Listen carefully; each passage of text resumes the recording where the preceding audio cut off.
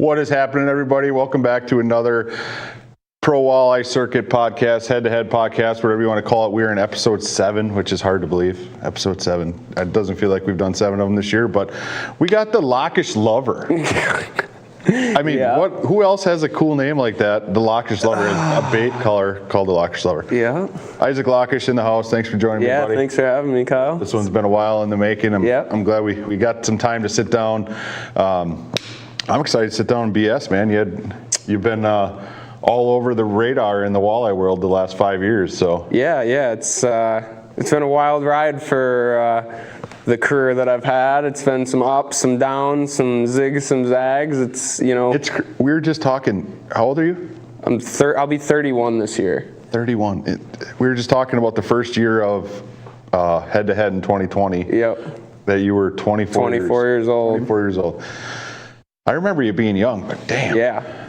I was a young kid when I got involved in the fishing side of things. I mean, I think I started walleyes, tournament angling in 2016. So I'd been like 20 years old at the beginning of that season. So this is my 11th season going into it. You fished with your dad a bunch, right?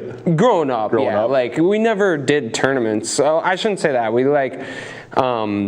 We did like once a year. There was this ice fishing derby up north by my grandparents' house that we would like jump into that like every year as like kind of the yearly little just competition. And it sucked. The first year we did it, I won the bluegill division at like 9 years old, and it was the first year they ever put this tournament on. So I won like a bucket and a rod.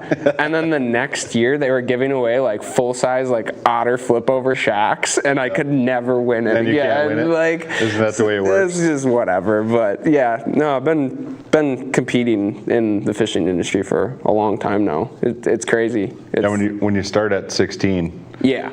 20 years comes real quick. Yeah, it goes by fast. Like it definitely. This industry will swallow you up and spit you out, and to start it at a young age in the walleye side of things. Obviously, in the bass side, there's, I kept the bass shirt on today just for you. Yeah, that's fine. I know he's a secret bass fisherman. He just won't admit it publicly all the time. Not all the time. I love bass fishing. I got no issues. I mean, for me. And that post you made, that pot stirring post, was so freaking funny. Yeah, I would. For the record, I would never disrespect myself with eating a bass, but well, I know some people that have, because I got videos this summer of two anglers, PWS, or head-to-head anglers catching and killing and eating. So. Yeah, I can't even say I have. Like, we've eaten smallmouth on, like, we did some boundary water trips. Yeah. I was a Boy Scout back when I was in high school, and we did some boundary water stuff, and like when you're 3 days into freeze-dried meals, like a catfish or anything is going to taste really good, right? Like when it's fresh. So yeah, I always tell people anything with red eyes is poisonous.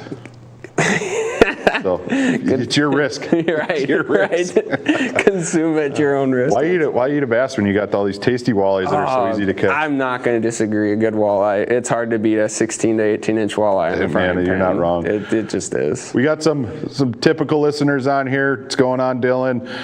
Thad joined us from he's over in the Detroit River area. Brody doesn't know how to read or watch. What's up, Brody Barry Ochoa? Radu's on again. Thanks for joining us, guys. I see the Ted Miller just jumped in the chat. Oh, good. I had a conversation with him, as everybody would suspect of today, of all conversations, but I had a long talk with Ted today. It was good. We caught up. We're going to do some ice fishing. But Good. You won't catch me doing that. Dude, I had not ice fished forever, probably 20 plus years. And one of my buddies talked me into going early ice this year. He was like, yeah, just come along, and the perch fishing was phenomenal. Yeah. So I got freaking hooked again. I gotta go every now and then. I can't sit in the house all winter and not go out and try to catch something. You can only do so much stuff to your boat in the garage. Like sitting in the driver's seat making motorboats now, gets really old fast. Yeah. Wife comes out, I'm watching the camera. What are you doing? Why's your VR headset on? Just leave me alone. But yeah, it's been fun, man. I was really shocked on how much fun I had doing it again, because I hadn't done it in so long. So it's fun. I took my girls. I got the 2 daughters now, and one of my buddies has 2 daughters that are roughly the same age, and we took them crappie fishing with tip downs like a couple weeks back, and oh my god, like I can't remember a time ice fishing that I've had more fun just watching my kids run around to those rods as they were dropping, and it was like, man, like to be 7 years old again and just like not be sore after doing it. Right. That's the part I want. Watching these kids biff on because the ice was kind of glare. Yeah. Like they were falling and crashing, and as they're running, oh my God, like it was like I live more vicariously now through, you know, my kids and even like my clients, watching my clients catch their PBs and all that kind of stuff. Like that gets me going more than really most stuff in the industry now. I mean, I've experienced it all, like, or not all, but wow. I've had a ton of experiences fishing wise for myself. So now it's cool watching other people get to go through those firsts that, you know, seeing that same excitement level that you had like when you were growing up, like, oh God, it just doesn't get better than that. Yeah. So guiding, you do a lot of it yet? How many trips a year do you think you do? It varies depending on tournament schedules and stuff like that. I hit anywhere between like somewhere between usually like probably 60 and 100 is kind of the average, I would say. Keeps you busy. Yeah, and like I don't really advertise it for as much anymore because I just honestly like I'm pretty much like this year already my spring's booked, like all my repeats and regulars book all my, you know, stuff. I get a lot of guys that come from out of state that come for 3-day slots, so like it just fills up time really fast.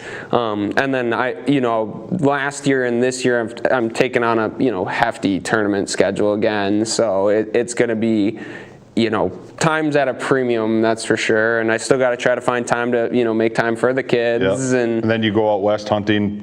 Yeah. So I've done the last 3 seasons. I've spent all fall out in Montana chasing elk and deer, guiding out there. So that's always been, you know, a highlight of the year is just getting to, you know, go play around in the mountains for 3 months. We're going to see this year. It might look a little different just because there's some championship conflicts and stuff like that. But we'll have to. I gotta look into that. I haven't even looked that far ahead in my year yet. Like I'm trying to get through the next month. Oh, like, with the kids too, and when am I going to get on the river? And I'm just in right now. Like for me, how far are you away from the first tournament in Illinois?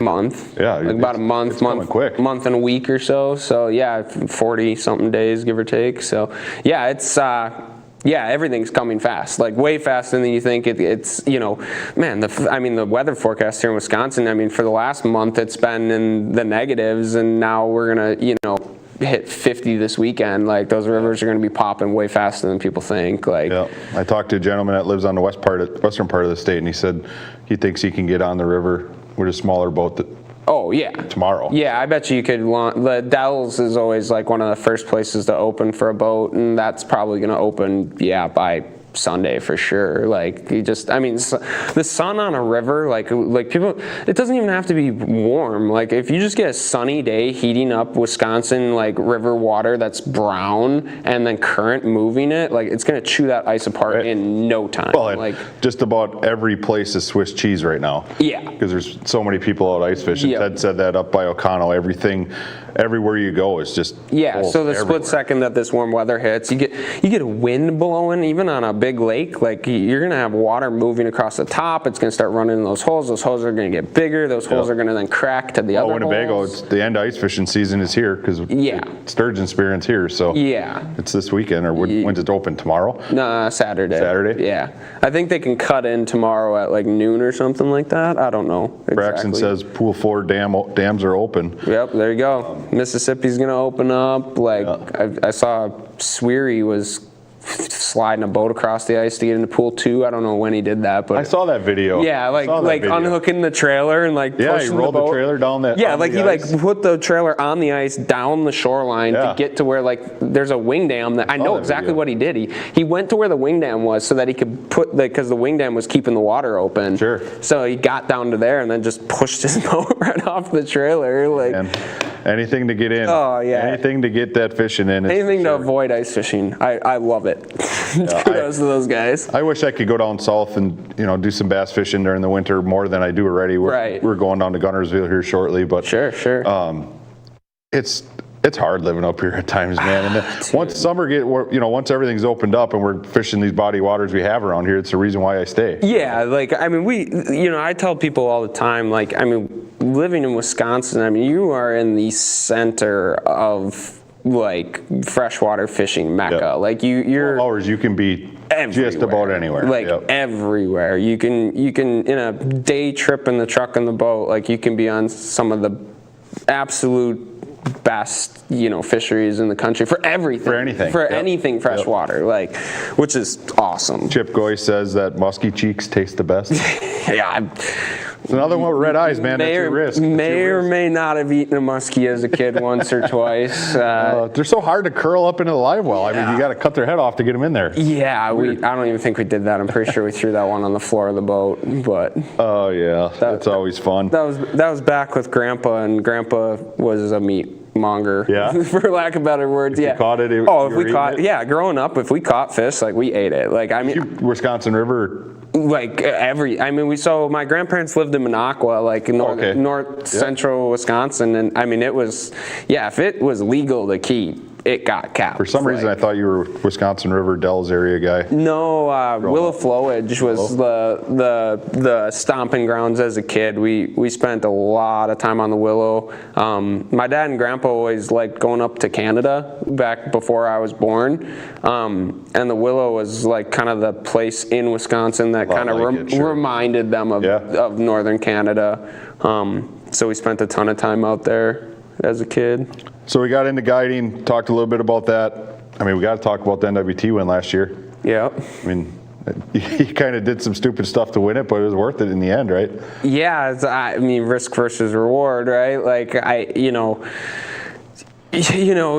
going into that one, like, I've been to Alpena a handful of times, both fun fishing and, some tournaments history in the past, and kind of the name of the game that far north in Michigan has always seemed like it's just who's willing to go the farthest, who's willing to get away from everyone else, like, who can kind of find their own fish. So in practice, like, I had found fish close early in practice, but I knew that everyone was going to find them. There was no secrets. Like, it was like, there's fish right in front of the boat launch. Like, you came out of the takeoff at Alpena, and you'd go like anywhere from 1 to 5 miles, and there's like just a square of the basin out there that just had fish all over in it.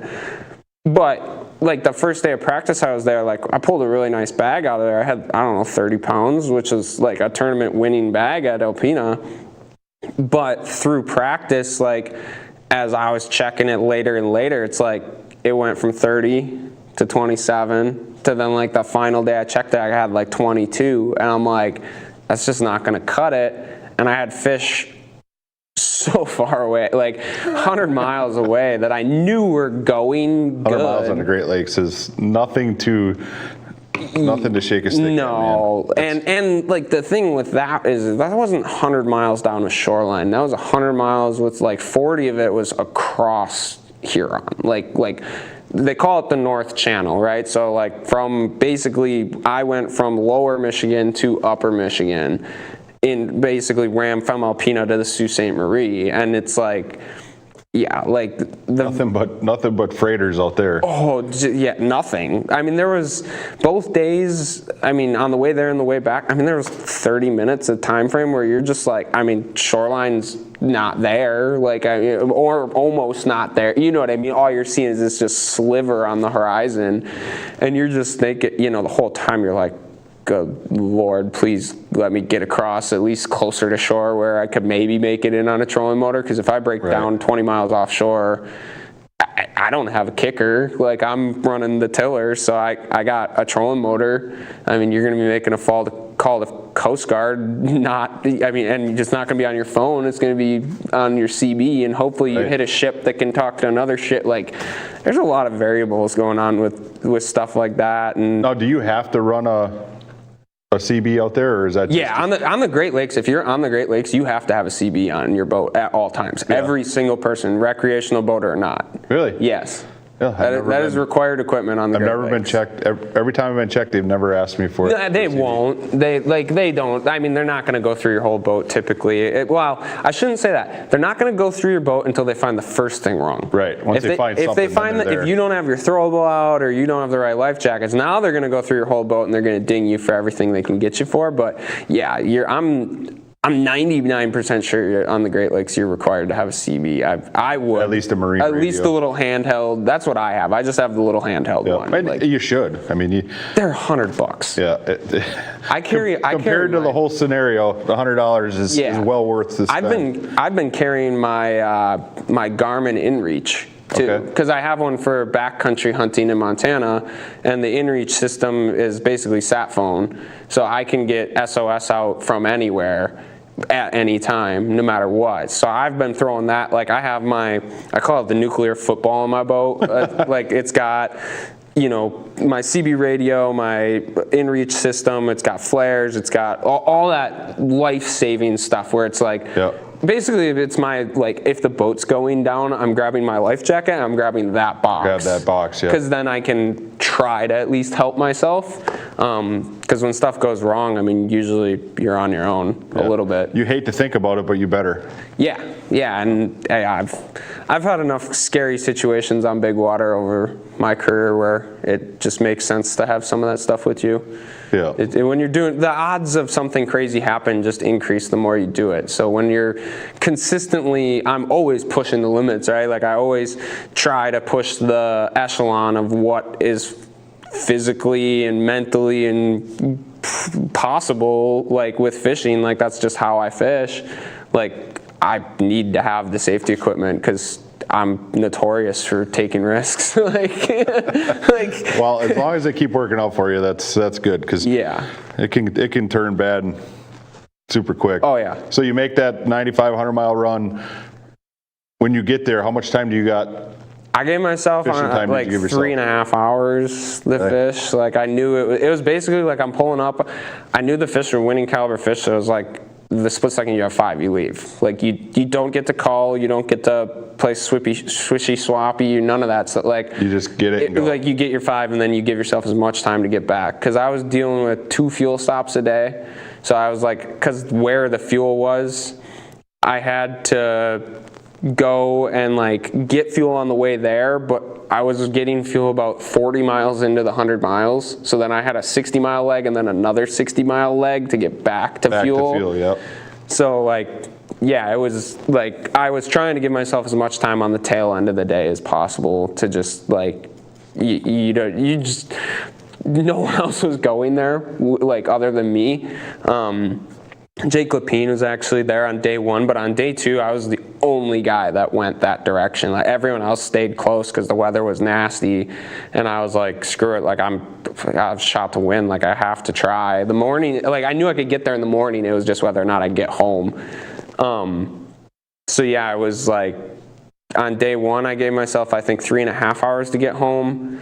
And on day 2, I gave myself 4 hours, and I came in on day 1, I had about a half hour to spare because the weather was nice. But on day 2, I came in with like 6 minutes to spare. Like that's not a lot of room for error. Yeah, and I gave myself 4 hours. Like I mean, it was wild. You caught them quick then when you got up there. Yeah. Day 2 was crazy. Day 1 was tough. Like day 1, I was sitting at. I mean, I was 2 hours into it, so I only had like an hour and a half to fish, and I think I only had 2 fish in the boat. But on day 1, it was like just glass, like as flat and as calm as you could get, and that's like a kiss of death with walleyes, or most fish. Most fish, yeah. Other than bluegills, like. So yeah, like day 1 it took all longer, and then on day 2, like I got up there. I actually had time to call. I hammered on them right away. And it was like boom, boom, boom, boom. I think we ended up with like 7 between me and my co-angler. I think he got 1 or 2. I didn't even think about your poor co-angler. Oh yeah, Connor. I'm thinking you're running this yourself. No. I forgot you had a co-angler. No, Connor, I took Connor through some stuff on the way home because we went and we got. I didn't even think about it. That poor bastard. Both days. I was so happy that I got co's that were a little bit younger and like. I'm like pep talking them in the morning. This is gonna suck. Like, guys, like, I don't think you understand how bad this is gonna be. And then on day 2, it was even more so. Like, Connor starts looking at me because everyone else in the field starts, all my competitors, right, start coming up, and they're like, hey, be safe today.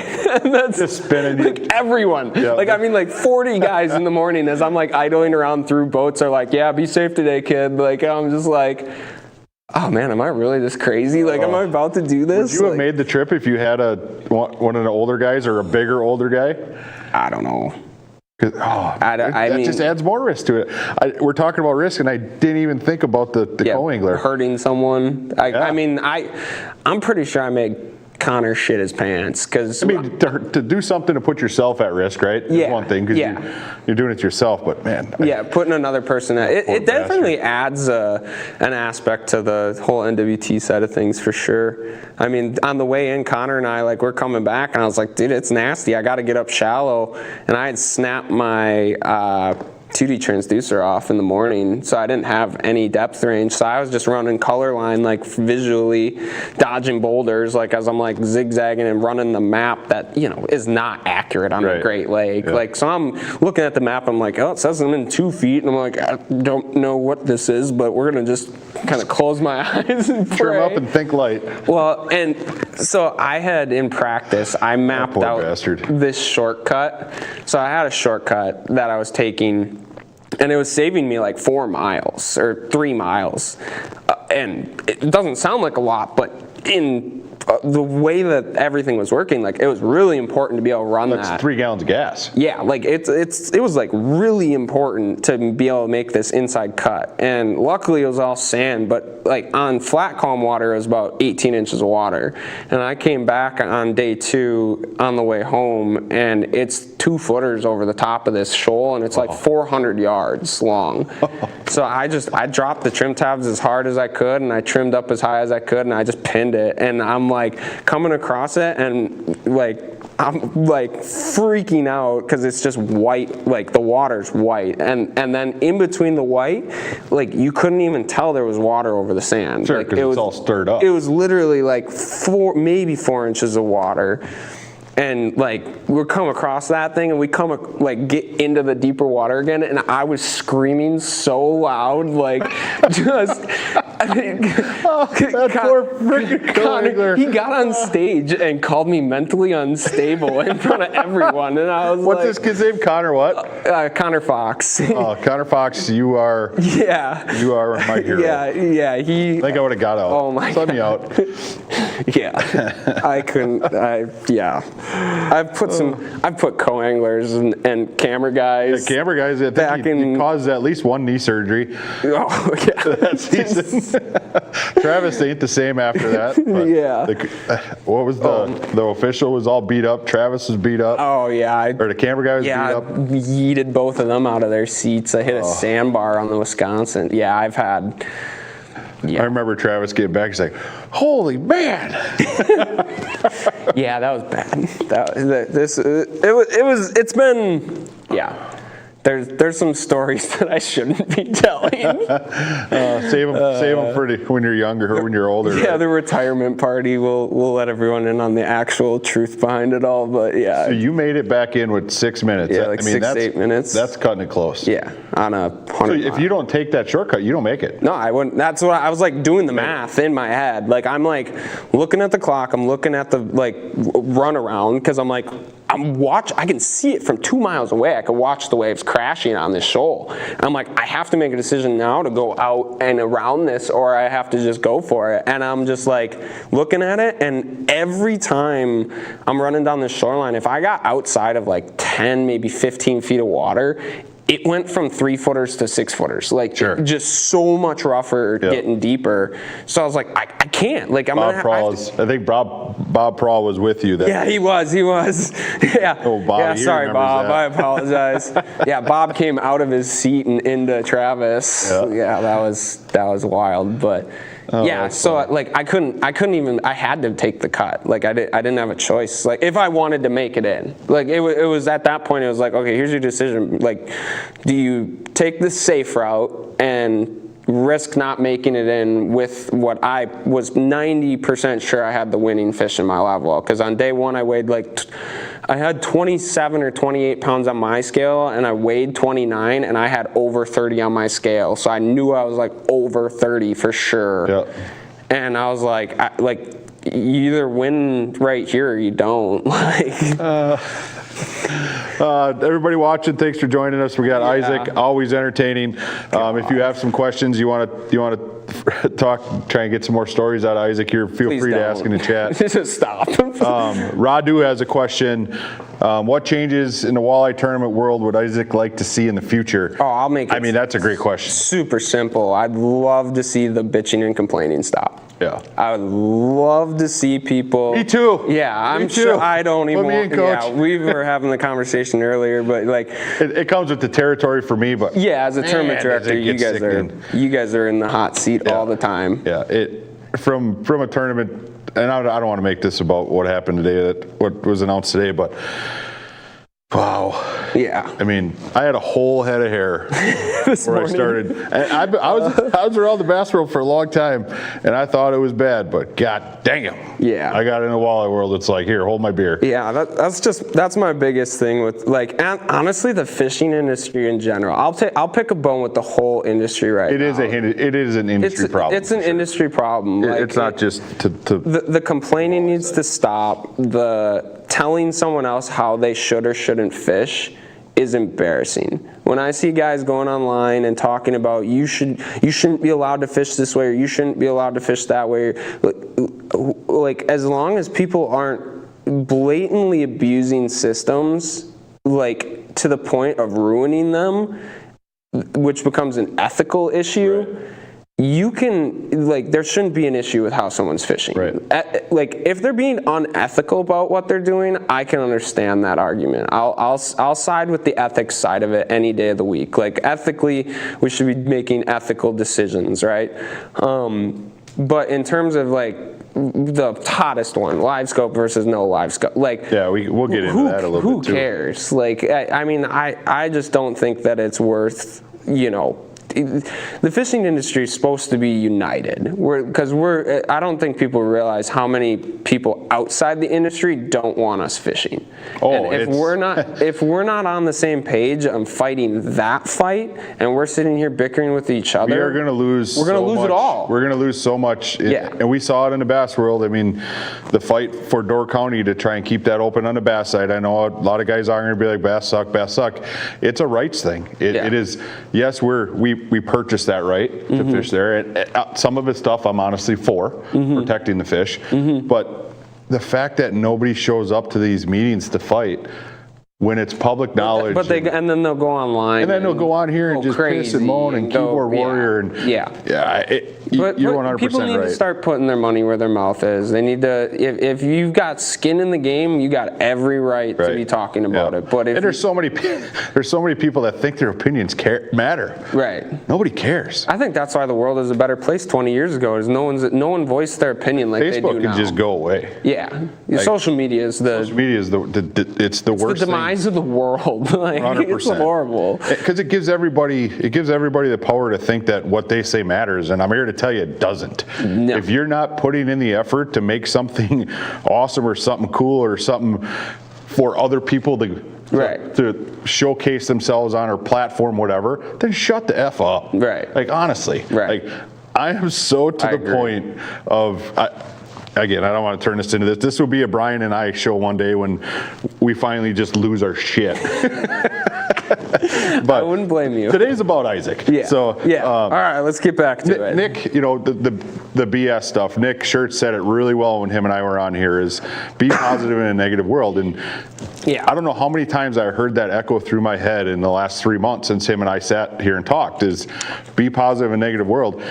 If you think that way and you try to, it's not easy, but if you try to stay that way and stay positive all the time, put a positive spin on things rather than bashing everything. Right. It doesn't cost anything to be nice. I preach that to the high school kids. So I do a ton of high school seminars with the high school fishing teams around Wisconsin, and that's a big topic that I kind of talk about is just the positive mindset. It's locking yourself into good attitudes. Don't letting the noise get to you, that kind of stuff, because you're going to hear it nonstop, especially in this industry. Like everything that you do, especially at the level that I've kind of gotten to, it ends up, I've gotten to the point where like I've seen it all, and people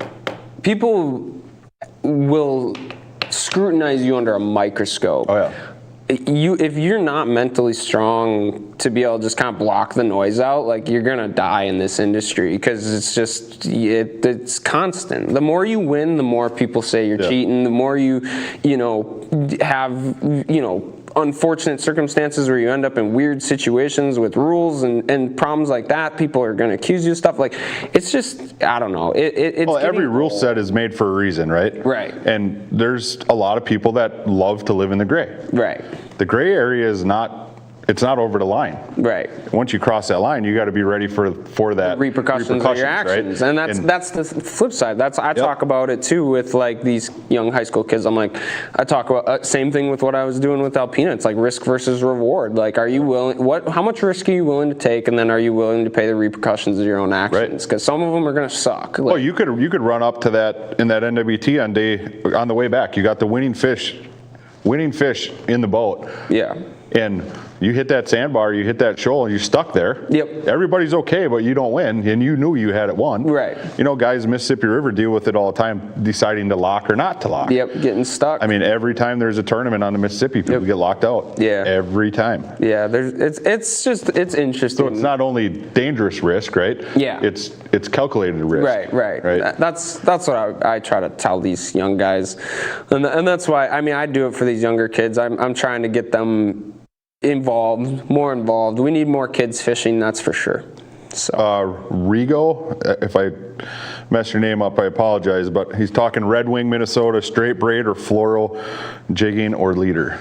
I'm typically a leader guy when I'm fishing anywhere, just because I like being able to, like, when I'm switching baits, I can do it quickly. Quick. Yeah, it's just if I really feel like I bite it, like I'm terrible. My dentist would hate knowing that, but that goes for all of us. Yeah, so like I like having a leader on. I think the fluoro too just gives you a little bit of forgiveness on getting some stuff out of like snags and stuff like that. If you're straight braid, especially wood. Yeah, if you hook a piece of wood on straight braid, it's gone.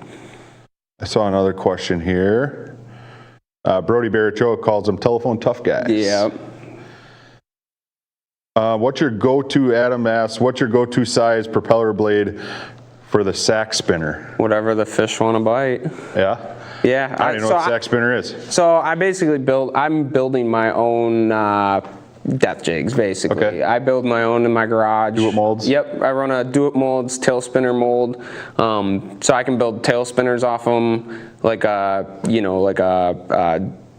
don't even know. Yeah, I know what you're talking about, old school tail spinner. Yeah, it's the perfect mold for that. Yeah, so I run that mold, and then I build, like, at this point, I don't even know how many different variations of like a death jig off of it, but I change the blade size and the head size. I'll plow anywhere from, I'm typically running 3/8 to 3/4 ounce heads. 3/8, half, and 3/4 are kind of my three go-to sizes.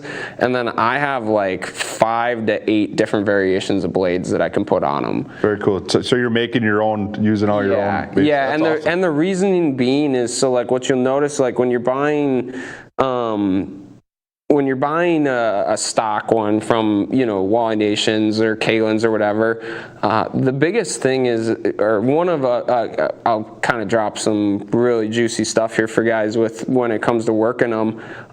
The speed that it takes to move that bait at a perfectly horizontal level is really, really important. Just like when we were trolling back in the day, the difference between 1 mile an hour and 1.3 made a big difference. It's the exact same thing with the casting a crawler. The speed makes a difference. So when I'm playing with those head sizes, it comes down to a variety of different things. A is going to be how deep are the fish, right? Like if I need to get down to them quickly or do I have time? Then I'm going to run a heavier head versus a lighter head. And then the size of the blade will dictate how much lift it has. Sure. So I can change the speed. Like I can run a 3/8 ounce head with a, say, 1/2 inch blade, and it's going to work completely different than that 1/2 ounce with the 1/2 inch. Yep. And then the same thing, I can run a 3/8 with, I have blades all the way up to 2 inches in diameter. Well, yeah, technically diameter from center, whatever, the 2 inches across the blades. 1 inch blade from center. Yeah, from center. I'm able to, put that on the 3/8 and it works completely different than obviously with a smaller size. So, that stuff is just, I think there's a difference in vibration, like all of it. Like, so depending on the day, I mean, the fish could want any one of like 6 different variations, and sometimes it doesn't matter. Sometimes it's like, I think we at times. I think we just overthink it a little bit. For sure. You just got to find a fish that wants to eat too. Sure, that's a big part of what we find do. active fish. You can throw a spark plug at them at times, especially walleyes because they're aggressive. Oh, so are bass too. Well, they are, but walleyes, when they decide to eat, you ain't stopping them. No, nah. You can. I've figure eighted them multiple times. Yeah, Like, there's scoping it. Obviously, I'm a bass fisherman, but scoping, if I'm in an area where there's walleyes, I can pick them out right away. Yeah. Like nope, get away from that stupid thing. I don't have to kill another one. There's. Yeah. Trevor Gann says his favorite week with Isaac was at NTC on Lake Huron. He said, Yeah, that was an adventure. That was a broken boat adventure. Yeah. Yeah, we broke the boat on day one, got a replacement boat the same day, and ended up with a top 10. Jordan asked color or presentation. I'm guessing this is related to the last sack question. spinners. It's lead. I love me some lead jig heads. Don't even bother painting. I don't even bother painting I'm them. the same way, man. When something I'm winding, I don't care what color it is. A fish that's chasing a spinner like that is coming up from behind it. They're not seeing the head. That you say it doesn't. A lot of bait companies are like, oh, it's got to be purple head and blah blah blah. Sometimes it might matter. Great Lakes, I'll super paint clear water, but a little bit of color on them every now and then. I'll throw like a half shade or like a blue or a gold or maybe some black or just a base level color. But like I am very basic with my color selection. I can break it down to 5 colors. I don't care what the pattern is. I'll literally I'll throw a variation of blue and silver, black and silver, something. So silver, gold. I like purple. Certain shades of green if there's a lot of young of the year perch around, and then white, and that's it. Like those. You have colors. Those are my 5 colors. It sounds like the same colors you see in the hair jigs that are popular too, right? Yeah, that's about what it is. Yeah. Like it's very base level stuff. A couple more questions here. Ryan Schultz, on a new lake, what is the first thing you look for? Probably boat landing, I would guess. Yeah. I thought for sure you were going to hit that one. The nearest bar, duh. Like a place for lunch? Yeah. What's got the best sushi or tacos? Those are like the go-tos for me for on the road snacks. Looking for what you can eat? Yeah. No, on the water, I mean, when I first hit the water, like I'm looking at the water itself. Color? Yeah, color, temperature, that kind of stuff. It's going to be usually a lap, take a lap to go drive around for a little bit, get a feel for, what it kind of looks like here, what it looks like shallow, what it looks like out deep, that kind of stuff. Kind of just get an overall feel for the water itself, because typically, for Great Lakes fishing, I mean, you're looking for that green water. If you don't have green water, you're in the wrong spot 100% of the time. Color. Yeah, you need color on the Great Lakes. If you're not seeing color on the Great Lakes, like, you leave. Like, every now and then you can get them in the clear water. That's where the fish are pooping. Yeah, and that's where the bait is. That's where the algae and the plankton and all. That's where the biomass of life is. Like, so, like, yeah, the color is a big thing. Nice. For sure. Jonathan asked, do you ever drop shot for walleyes? Yeah, if so, spring or fall? I have a little bit here and there. Not a lot, honestly. I've played around with it a little bit in the summertime, but really I have not played around with that much. I'm typically, in terms of fishing walleyes, I like to stay above them most of the time. Raise them up. Yeah, I like. You can see if they're active then. I mean, especially with forward facing. Yeah, if I can get a fish to come up on forward facing, or if I can stay above them in general, like fish walleyes. I mean, their eyes are on top of their head. Like they feed up. They want to feed up. They'll feed down. So like on the Great Lakes, like everyone's like, oh well, the walleyes eat gobies. I'm like, yeah, they eat gobies when there's not alewives and schmelt around, right? Like they eat gobies as that's like the hot dog, right?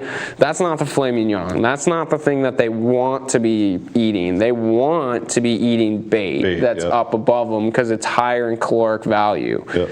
The gobies, they go and pound those because there's nothing else it's around. It's like going to a Chinese buffet. You got to go back, get rid of it, and go back 2 hours later. Right, exactly. So like, I think bass are the same way. Yeah, they would much rather eat a perch, a schmelt, or an alewife on the Great Lakes than ever a goby. Like they'll eat them because it's there, but I don't think that that's their preferred forage. Thad asked if, I'm assuming this is towards the PWC, still in the live coverage. We are going to have live coverage at every event. It's not going to be our traditional camera and boats. We're going to have a live show going throughout the day. We've talked about in the past that every angler has the opportunity to put their own equipment in their boat, and it's very cheap to do. We were talking about it prior. Yeah, it's gotten today, very affordable. Before the show. For $1,000 you can be set up. Yep. And you can go live anytime you want. We're going to pull them live streams. That's what we're going to commentate on. Sure. So you're doing yourself a favor by doing it. And we can commentate on that. You can send that to us at Fix along with your YouTube channel. We don't care. So as long as it comes to us for us to commentate on, that's where we're going to grab it from is on Fix. Sure. So sure. A little different. In the past we've always. And that's where the costs come from, right? You're talking hundreds of thousands of dollars for production, and yeah, people have no idea how expensive it is for the live streaming coverage. I mean, I know I looked into it on the personal side of things a couple years ago, and it was like insane. I mean, it was a couple $1,000s a day, and it's way cheaper now than it was during the PWS. Yeah. Oh God. Yeah. Because that was. I mean, technology in the last 6 years. Starlink has changed the industry, man. Anybody can go spend a couple $100s now and buy a Starlink, and you have it. You mount it in your boat somewhere, and I mean, you're live streaming all the time. So that is until the championship. The championship, we will have some live coverage where we got boots and boats and cameras on shoulders. So back to the traditional. So Thad, good question. So we touched on it a little bit. Obviously, you're a scoper. You're pro forward facing. Yep. Do you think there needs to be some regulation? Would you like to see some tournaments like Bassmaster adopted some of it? To me personally, watch it. Last week there was a Bassmaster event in Guntersville. This week there's one. Last week was no scope. This week has scope. You're still looking at the back of the angler's head from a viewer's perspective. From a viewer perspective, I don't think it changes anything in the bass world. I'd rather watch fish catches. In the walleye world, it would change it drastically because you would watch a ton of people going back to trolling. But if you want to go and watch someone troll, go ahead and be my guest. I personally don't have interest in watching someone pull planer boards around. So if because I know you're fishing at NWT, if they said 2 events this year and no scope, just what it is. Is what it is. I mean, if that's the rules you want us to play by, I'm gonna go play by them. Yep. I'm gonna use my 2D and my side imaging to the maximum of their potential because that's how I was catching fish prior to scope. Everyone thinks that live scope is the origination of using electronics to catch fish, but we were 2Ding these walleyes on. The guys that are finding them good to scope them are finding them other ways. Yeah, they're finding them with the 2D already. So we were 2Ding these fish for 3, 4, 5 years prior to scope coming out. That's how we used to fish Green Bay. I would drive around in my boat for hours without taking a cast because I was waiting to see one mark on my 2D. And then I would, maybe fish those spots a little bit more traditionally speaking once I did mark them, but I still wasn't fishing until I marked fish. And then if I went a half hour without catching a fish, I was right back to using my electronics again. Right. So it's like this concept that like what people are doing with LiveScope is fresh and new. First off, LiveScope's like 7 or 8. Oh, it's been around a while. Like it's been here for a while. Granted, it's better now than it was 7 years ago, but absolutely. It's been here. But it's been here for a while, and then on top of that, it's literally like since technology has started, we've all jumped on it. Anyone that's at the top of the industry has stayed on top of it. Mapping nowadays has gotten so good that puts you in the locations that you need to be far more often than the scope does anyways. Like your mapping systems, like I tell, again, relating back to these young high school kids, like if you look at the top 20 guys in any of these circuits across the board, bass, walleye, muskie, all of it, like those guys are better at one thing than everyone else, and it's map study, 110%. They know what they're doing to get their the split second they catch that first fish or that second fish, whether it's traditionally or not, it clicks and they know what they're looking at on that screen and what they're looking for in terms of finding the next spot and the next spot. So it's like I don't care. Like if you want to limit us and stop progress in fishing, feel free. Like that's where I'm at with it too. The guys who are the best in the industry are going to continuously show up, and we're going to continuously just do good. And anyone that wants to sit there and be like, oh, well, you're a live scoper, you're only saying it that way. I didn't have a graph on a boat until I turned 21 years old. I grew up fishing with no graphs. My graph was called Grandpa, and he would point to a tree and another tree and line us up in a spot, and then we'd cast around until we snagged a rock. So there are guys that will put their boat on the trailer if their live scope goes out. Yeah. And they prove it in some tournament, in the bass side I'm talking. Yeah. They prove it with results. Like if last week in Gunnersville, they were biting, they weren't snapping like they normally do, but the cream rises. Trey McKinney's one of them kids that everybody says is a scoper. Yeah. He's 20 years old, 21 years old. He was sitting right up in the top 10 Finishing in the top 10. I mean, if you're a fish hound, you're a fish hound. If you're gonna put the effort in, that's what it is, right? Like, okay, here's the thing that's gonna win a tournament, and we talk about every single event. It's who spent the most hours on the water in practice, whether it's a regulated practice or a non-regulated practice. I took Angler of the Year home when we fished the PWS for head-to-head, when we had a regulated practice period and a regulated off limits period. I took that trophy home for Angler of the Year because when practice period opened in the morning, I was on the water already waiting at the dock. I wasn't allowed to leave the dock, but I was in the water when that practice period opened. I was taking off and I was putting that boat back on the trailer the split second that practice period closed every single day for the entire year. So the guys that are going to go and put the effort in and put the work in on the water, they're going to win the tournaments, whether they're doing it with live scope or 2D or you put them in a canoe and they're at least going to put themselves into position to do it. Yeah, right?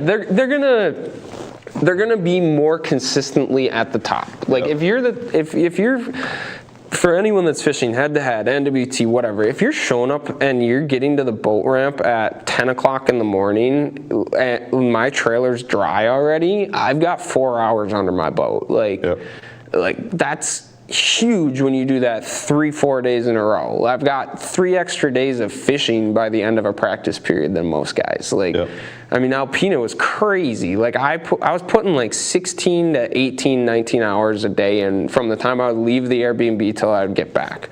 Like every day. And granted, there was like 4 hours of drive time in the dark in the truck and stuff like that. But still, you still got to get your ass out of bed to do that. Yeah, I was waking up every morning at 4 o'clock in the morning. I was out the door by 5 and either on the road or, at the boat ramp, no later than like 7 o'clock most mornings. Like a couple of mornings it was a little later than that just because the drives are so, like for me to drive from Alpena all the way up to the Sault Ste. Marie was like a 3.5 hour drive one way each day. So I was doing like 7 hours in the truck on top of a 12-hour fishing day. That's some commitment. Yeah, I should have just been smarter and just stayed up there. Stayed up there? But it was like, I was looking at like, okay, wind directions and stuff and trying to make, trying to make decisions in practice of where to fish based on like wind and weather and like that kind of stuff. As it gets closer to the event, where you're going to be. Yeah, like what's going to set up right for the event, not what are you fishing today. It's what's going to fish correct on tournament day. It doesn't matter what it's doing in practice. The only 2 days that matter are during the tournament. Yep. Jordan has a question for you. What's your best tip to customers when targeting fish with live scope? I find it difficult to do when taking non-fishermen. So if I'm taking customers, I kind of just tell them to fish, and I honestly, so I'll do 3-person groups a lot. So I'll have 2 guys in the front of the boat with me actively live scoping, and then the third guy actually, he probably learns the fastest out of the back of the boat because I'll link my screen and I let that guy watch the screen, and then the guys in the front of the boat, like I tell them, I'll just coach you through it. You focus on hitting the casts and where I'm pointing and where like kind of the area that I'm telling you to get to, because if you can get your bait there, I'll coach you through what you need to do to get that bite. And then once you start getting the fundamentals of like the distances and stuff like that, which with new scopers, the biggest thing is I always tell them, I'm like, just cast past them. Like I would rather have you go 25 feet past them and we can bring the bait back to it, versus if you're 15 feet short on every cast. You can't present it to them if you're short. Yeah. So trying to get the guys to cast past it and to just focus on the fishing side of it. Don't make them, like, work them into the live scoping through the day. Start it out really simple where like you're just running the live scope and telling them, hey, there's fish 80 feet over there. And then like we do it in tournaments when we're fishing 2-man tournaments too. Like those 2 guys in the front of the boat, when I have 2 clients, like, okay, the fish is a little bit to the right-hand side of the boat, so the guy on the right-hand side of me is going to cast first. Yep. But I tell the guy on the left, I'm like, hey, watch where his bait lands, and I'm going to tell you exactly where, like, if he misses by 20 feet, I'm going to, like, to the left or the right, I'm going to tell you that. Yep. Now you have a reference point, and you can put your bait where it needs to be. So, like, it's teamwork. It's a teamwork effort on the front of the boat live scoping with people that aren't, proficient at it. When Tristan and I are on it together, you don't even have to think about it. It's just instinct. It's you know where he's gonna be. He knows what you're gonna do. He'll throw a cast, and I'll be watching it go through the air like, what'd you do, dude? Like, why are you there? Or like some days it's me where like I just miss the cast. Like, and that's where it's nice having a guy that's understands what's going on, because that follow up is way quicker than me trying to get it in and take that second cast. So. Yep. Brody says he had paper maps back in the day. I mean, we all did. All of us been around long enough to remember. My first 2 boats, I never had a GPS on. My dad had he's still got it. This old man is so much stuff. Just, he never throws a thing out. He's got this GPS unit that is got to be from like the 90s. It takes 45 minutes to lock onto a satellite.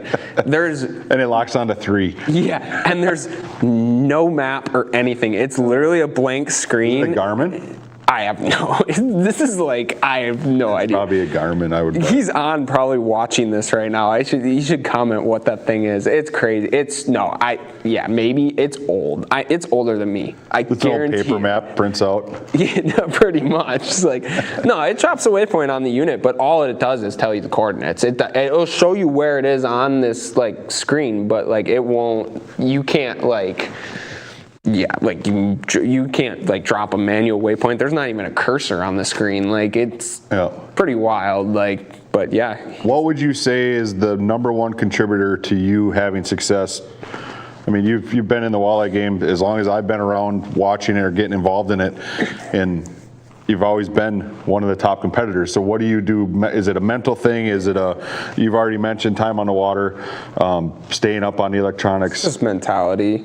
I think. I mean, do I think I'm that much better at all these guys than live scoping? No, I think I just mentally don't let myself ever out of it. Like even when I go into a practice and I bomb practice, like I still am believing, I always believe that the next day is going to be a better day than the day I just had. Like I just lock myself into this mentality of just truly just believing in myself. I think that's my strongest asset is the mental game of fishing. I'm doing some seminars over the next couple weeks, one at the Wisconsin Fishing Expo and one at the Northwest Sports Show on the mental side of it. And I talk about, real base level stuff in it. I don't really get into it too deep about, and I don't think it is that deep. I think that's part of it, right? Like, everyone else in this industry overcomplicates this. Guys, we're going fishing. Like, this You like your lead. Yeah, I like my lead. I like a crawler. I keep it simple. I don't overthink it. I'll tell you what, the one thing I've learned with live scope, 95 to 99% of my bites come on the first 5 seconds my bait's in front of a fish. So if that fish doesn't bite in 5 seconds, I'm already on to the next fish. Yep. Like, I think it's a mentality of, being willing to adapt, being willing to make changes quicker. Like, if I pull up to the launch in the morning and they were calling for a west wind and I get there and it's an east wind, my game plan is out the window immediately. Like, I just... There's one for you. Kyle says, from the 90s. Jeez, making me feel old. Yeah. But you know what I mean? Like, I don't know. I try to simplify what I'm doing way more than what everyone else is doing. Like, I'm running 2 graphs on my whole boat. Like, I love that. Yeah, it's a 16-inch at the back by my steering and a 16-inch on the front, and that's it. Like, all I'm looking at is one thing, right? Like, when you start adding a ton of graphs, every time your eyes come off your live scope, when we're live scoping, every time your eyes come off your live scope screen, you're missing something. Yeah. Or could, right? Maybe not always, but you could. For the kid side of things, I love the fact that you're running 2 graphs. Granted, the boat's still $100,000 and whatever, but I was on a podcast, Bass Fishing Dive Bar, last couple weeks ago, and it aired this week, and we talked about that, where I'm fortunate in the fact that over the years, I grew into the tackle and the equipment that I have and be able to afford what I have. Right. And it didn't come right away. No. So what the conversation was, we were talking about taking kids fishing and, getting them out with us. Yeah, it's always great. Our bass club does cool stuff with kids, and it's all great. But I'm not the guy that I feel guilty at times when I take a kid out, because now that kid has that mentality that he's got to have this. Yeah, no. I can't do this if I don't have 3 graphs or 5 graphs or all these rods and stuff. And, as an industry, we need to change that. Right, and I'm the poster child for that. Like, I started with head-to-head in an 18-foot boat with 2 9-inch graphs on it. Like, I started in the smallest boat. Like, the first NWT I fished was in that Crestliner. I was literally the smallest boat in the entire field, and I took second.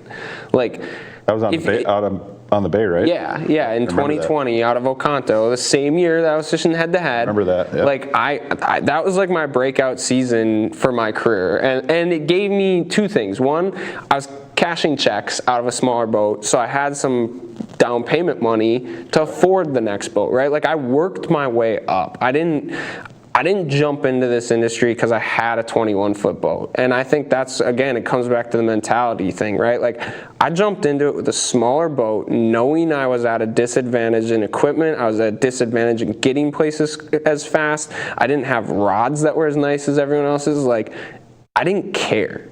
Right. Like, it didn't matter, because to me it's like, yeah, you have a $120,000 rig, but you're not even fishing the way you should be. Right. Like, you don't even understand what you're doing with it. And that's the thing in the fishing industry that, like, people don't understand. The majority of people with some of the nicest stuff have no idea how to use it. Like, and I'm still learning all of this stuff, right? Like, our industry's evolving so fast over the last, 15, 20 years.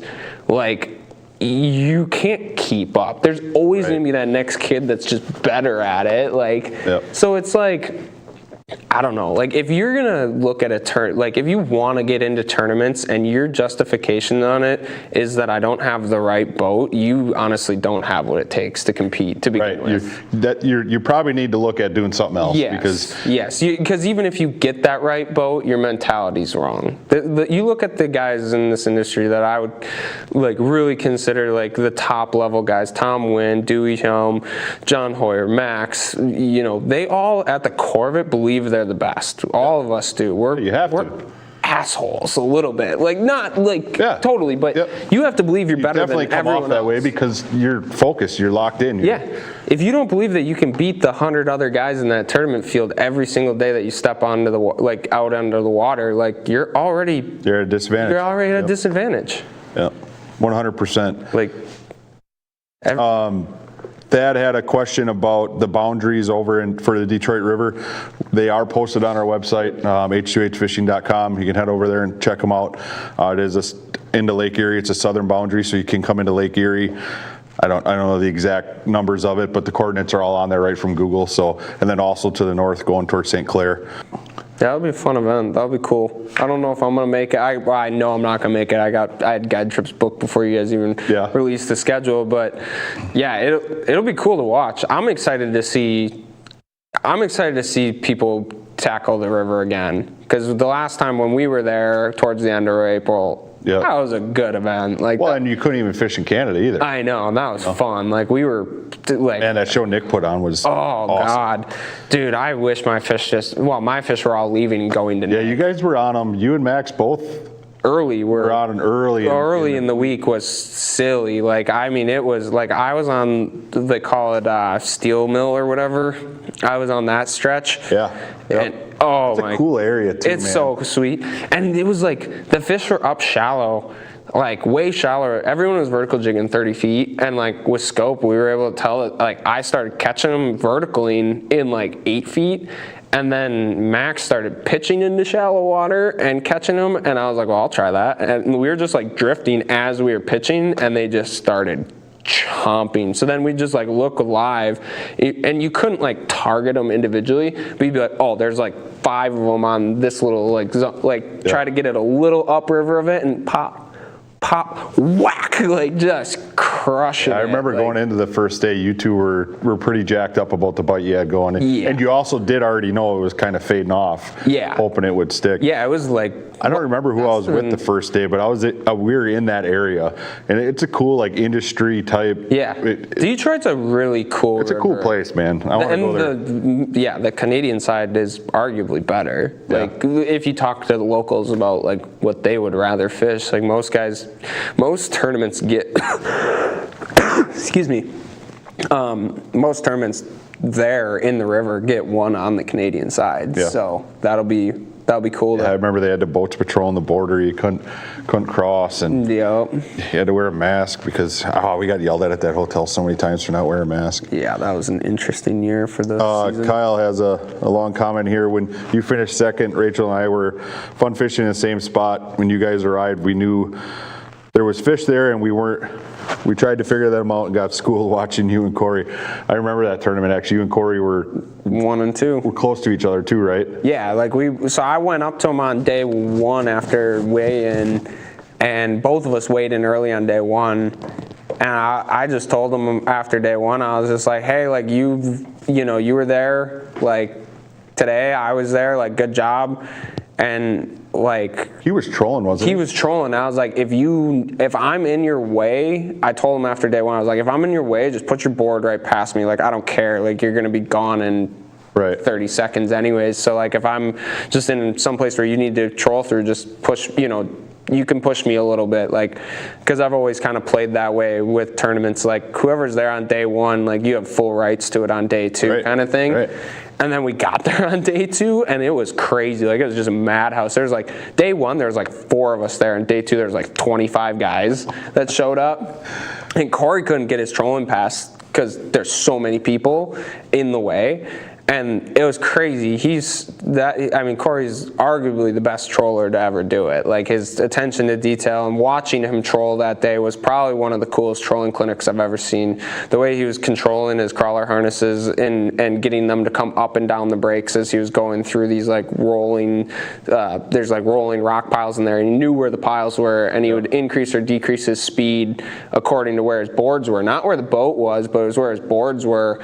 And it was so cool to watch. And I remember that first pass on, I think day 2, or maybe it was his second pass, or whenever he got like the pass he wanted, like I literally watched 3 boards just go with 9-pounders, and I was just like, ooh, I think I'm not gonna win this one today. You can only catch one at a time. He's catching 3. Yeah, well, and the problem was I was throwing glide baits, and it was flat calm that morning, so I couldn't get bit in the morning. And then that was the first day I ever threw a death jig. Really? I literally, I'd thrown it in practice, got some reactions, but had First tournament day with it. It was my first tournament day ever. Throwing a death jig was on that event. That's cool. And Look where it's came since then. Yeah, it's crazy now that you can buy them in every store and every bait and tackle shop across the country. Yeah, Kyle said he was fishing deeper and eventually just watched. Yeah. Yeah, that's cool. Yeah. It's cool that a guy like that does kind of just get away too, you know, doesn't, you know, Brody did it during head-to-head to the Katowskis. They were on an area up there, and Brody's like, we could hear him in the background. I didn't know Brody at the time. Yeah. And you guys in head-to-head? Yeah, it's a championship day. He's like, all right, I'm out of here. So yeah. you just upped and Which left, is cool. Like, it's nice when guys do that. Like, I mean, and give you your space and stuff like that. I mean, it's still a public lake. They don't have to do it. They don't have to, but it's a nice breath of fresh air when it does happen. Yeah.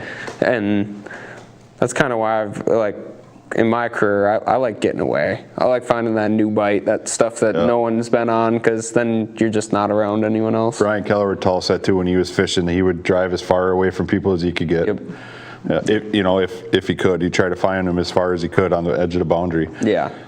We'll start to wrap it up here a little bit. If you guys got any questions, drop them in there real quick, and we'll try to get to them. Charlie King asked earlier, what's your plans for 26? I know you said you're not going to make Detroit, but you plan on making any of the PWC events? Yeah, Mississippi River is definitely a potential. If I go, I don't think I'm going to have very much practice time, so that's going to be kind of a wild cardy thing. Devils was also kind of piquing my interest. I like Devils, and it's on the list already for this season for MWC Championship, so it'd be nice to get out there and get some practice in. Mille Lacs, unfortunately, I'd love to go there. Championship. But that's AIM Championship that we qualified Joe for. Okada has the same issue, and man, I've spent hours trying to figure out a way to get around that, and the scheduling sucks. You just can't do it. There's a lot of events in the season. And to be fair, when I put the schedule out, that wasn't announced yet. So, they keep it tight to themselves until a certain date. So it is what it is, knowing the weekend it is. Now I can try to stay away from it next year, but scheduling is the worst thing in the world. Yeah, it's... Besides the shit talking on the internet. Yeah. Those go hand in hand. Besides that. But, yeah, a lot of... I mean, NWT's pretty locked in. I'm going to fish that one. Sprinkle in a few other things. I got some stuff kind of up my sleeve that I'm going to kind of keep in my back pocket that I'm doing that I'm not really going to expose yet because I'd like there not to be some competition there. Perfect. So perfect. Gonna go maybe pick on some people for a little bit this year. Come over to the Bass World. I've been asking all the guys that is ever a peak of an interest. We were talking. You said you kind of started on bass. I like it. You sent me a picture of a bass to put on our post. I did not send you a picture of a bass. You're constantly talking about bass fishing. Yeah, I would. Is that something you would seriously ever think about? I do. Every year this time of the year when I'm watching the Elite Series guys fishing down south on open water, I'm like, God, I should just do it. Like, should just take the jump, go fish the opens, try to make it, see if I can do it for a year. I really should. Even just to diversify my portfolio, say I did it. Who cares? Even if you fail at it, you fail at it. Like, it would be fun to go and do, I think. Like, I think the learning curve is the only thing I'm intimidated by. Yeah. Because when you've spent as much time learning one species, like, species behavior is a huge key to it. And a bass up here compared to a bass down south is... Which might not hurt me, though, because I don't know shit about bass up here. You got a clear window, right? But dude, I'm telling you that the hardest thing you would struggle with is the amount of pressure. On fish? What you see on the Fox River? Yeah. That's everywhere. Yeah. You get out of Wisconsin in the northern part of the country, you go to Gunnersville, there's 700 tournament boats on the water on a Saturday. Every day. Yeah. And somebody cracks a giant bag. Yeah. You go down to Lake Lanier, I don't care where you go. Right. These bodies of water, we don't see pressure like that up here besides a small window. Yeah, like little isolated pockets of time. Small window, we see pressure. Down there, man, it's a lifestyle. These people eat, sleep, and breathe it. The people you're fishing against, say on Guntersville, they've been doing what you have done in the walleye side, but since they were 2. Yeah. They've been chasing them fish around there, and their grandparents have been doing it since they were 2. So, which I think like that. I mean, we can not saying you couldn't do it. We can get into that argument too, though, about like historically, like a lot of times home field advantage is not a home field advantage. The thing that makes for me, like everyone would say, like, well, Green Bay, especially NWT schedule, like you have a huge home field advantage. Well, Beta Knock and Little Bay, like I have like almost no experience up there. I've fished maybe 2 events that far north, 3 ever.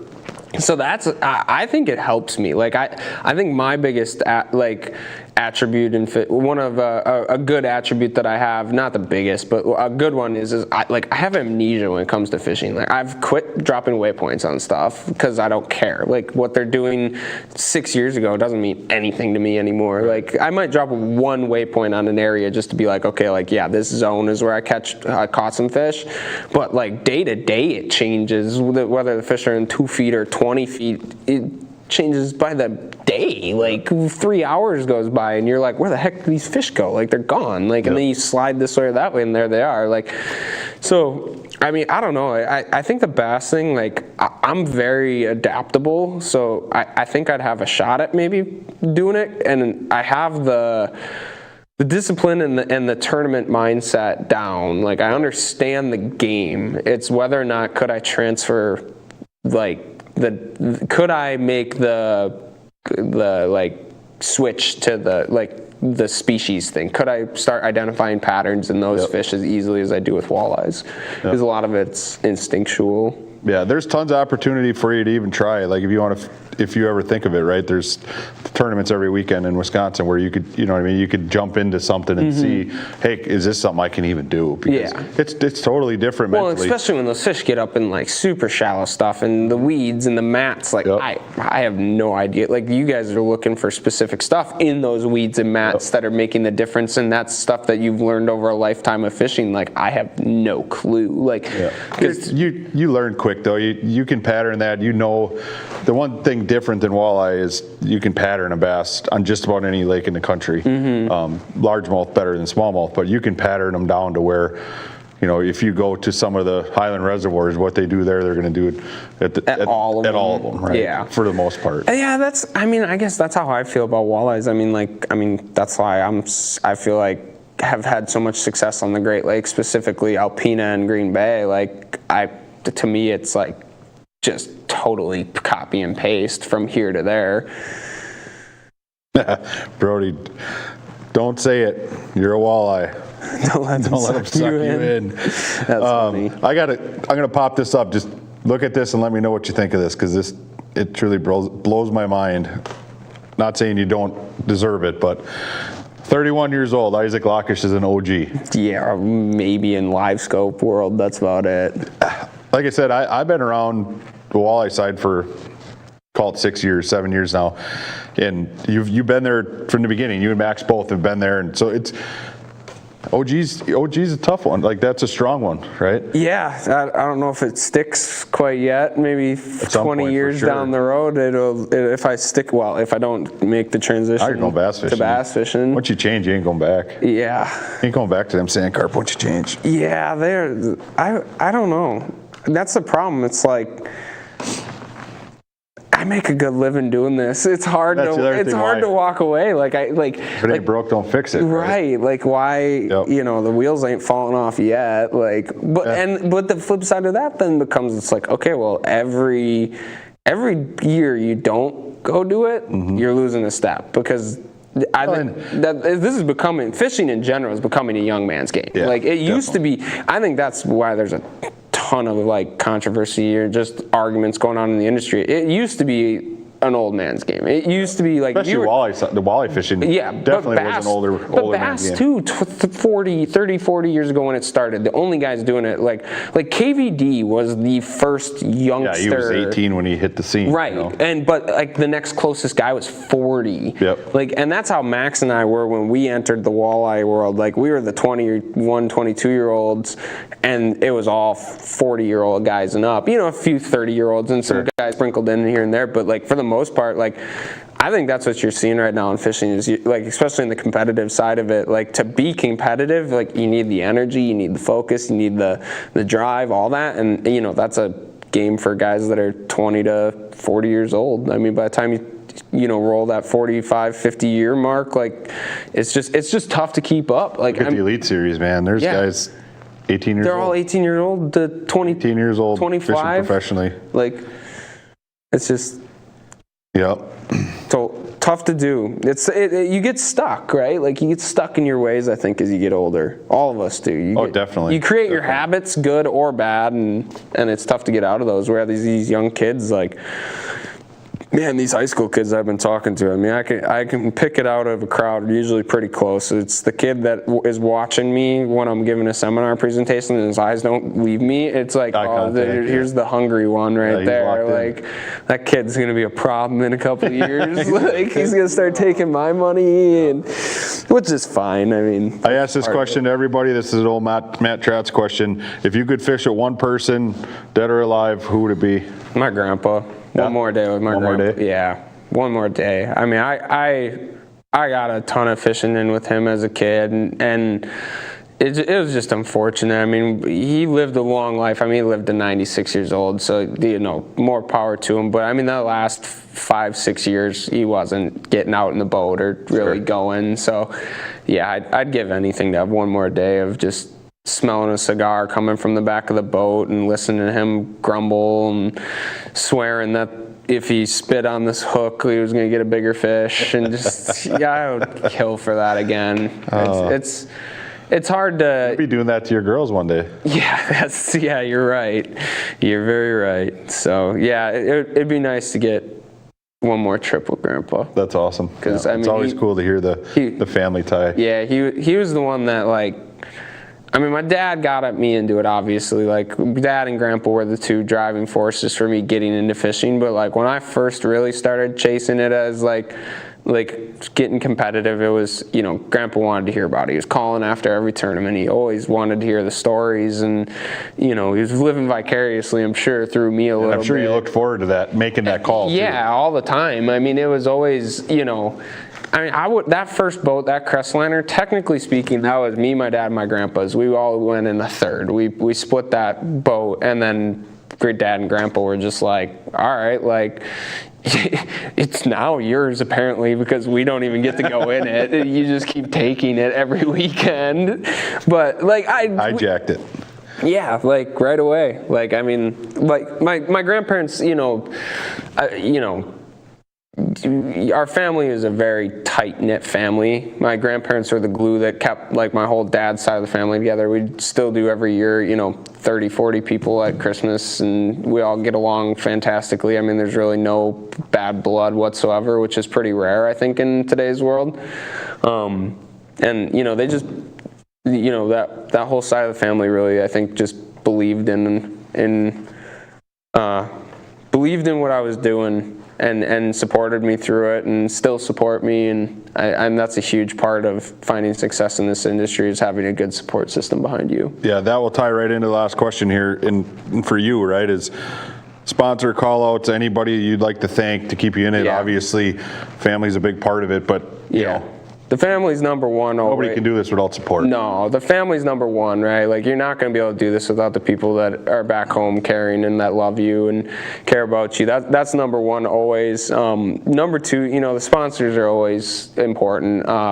Warrior Boats took a shot on a kid 6 years ago and has been with me, for 6 years now, through highs and lows and broken boats and crazy experiences and big runs and all sorts of stuff. And, I can't thank them enough for, the things they've done for me. Do It Molds is another one that I think I've been with now for 6 years with those guys, and they've just kind of always had my back as a constant staple of they don't pay me a ton of money by any means. None of my sponsors really pay me that much individually, but they all pay their fair share, and Do It Molds has kind of always been there as that staple of I can kind of rely on those guys when I need some stuff, if I need equipment or tackle or reels or they're always helping out with that. I picked up 2 new sponsors this year that I'm really excited about. Stock Fishing Gear is a apparel company that I'm working with. They do some really cool stuff where every piece of apparel or clothing that you buy through their company, they stock 3 fish in the state or province that it's purchased in. So I'm really excited to work with those guys. They're very conservation minded in what they're doing with their products. So that if you guys get online, if you're looking at some of their stuff, they got some really cool just base level stuff right now. They're kind of newer in the industry, but I was talking with Travis, the owner, the other day, and about some ideas and where we're gonna maybe they're gonna try to work it and how I could work into that plan. So awesome. So they're a cool company, and then I just picked up Pro Guide batteries as well. So I'm making the change. Great industry company. Yeah, I'm making the change to lithium this year. Haven't ran lithium before. I'm really excited to just have less batteries in the boat in general. I'm down to 3 batteries total. And weight. Yeah, 2 60 amp hour, 36 volts for the trolling motor. So I got 120 amp hours for the trolling motor, and then I got 180 amp hour 12 volt battery that's going to run both my starting and my house, everything, electronics, power poles, all of it. So without those guys, obviously sponsors are important for us as professional anglers, just to help cut the costs, help be able to afford to go do it, and cover entry fees, whatever it can be. My career specifically is kind of chaotic between the guiding and the tournaments, and I kind of a jack of all trades in the outdoor industry. I do a little bit of everything. So those companies that help support me in the background, and there's a couple more. Spellman's Marinas in Oshkosh. Those guys are awesome for getting the boat fixed when I need simple stuff done.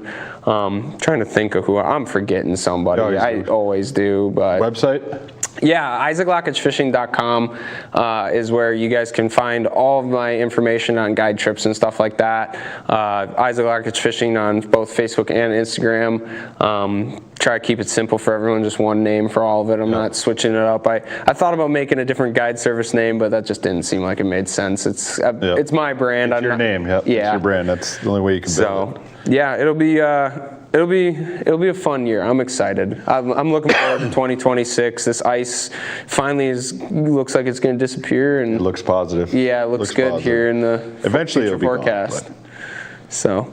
Well, man, I appreciate you taking the time. Yeah, absolutely. Come down, BS, and I really enjoyed it. Fans enjoyed it. We had a good number of people on through the whole show, and pretty popular dude. So I definitely I appreciate the exposure, and I wish you guys the best of luck this year. Honestly, everyone's got their opinions about what should or shouldn't be being done in this industry, and for me personally, looking at it, kind of trying to look at from the outside in is, if you guys succeed at what you're trying to do, it just helps all of us in the long run. So some people got to understand that, right? Yeah, and people just got to put their money where their mouth is, and that's the big one. I hope that for you guys' sake, like that it, the guys, you guys listen to the guys that are going to do the events. You're paying attention to the people that actually are going to show up, and that's where it matters. Talk is cheap, man. Yeah. Everyone online can talk as much as they want, but if they're not the ones showing up, then why does it matter? Yeah, I appreciate it, man. I know you've been a supporter of us forever. We'll get you here in 27, get you fishing the whole season. So forget about that other little derby series you fished. Yeah, I'm not gonna. I'm gonna just keep fishing all of them if I can. Them all, man, until you go bass fishing, then you'll be gone. But thanks all the fans. Thanks everybody for being here. Truly enjoy it. In 2 weeks on the 26th, we've got Cody Solberg joining us. So sit down and talk about everything he's got going on. That kid's got. I mean, he's moving and shaking. He's moving parts like crazy, just like me. Yeah, he's always moving. He's YouTube, and now boats and everything. So Cody Solberg here on the 26th. Like Nick says, stay positive in a negative world.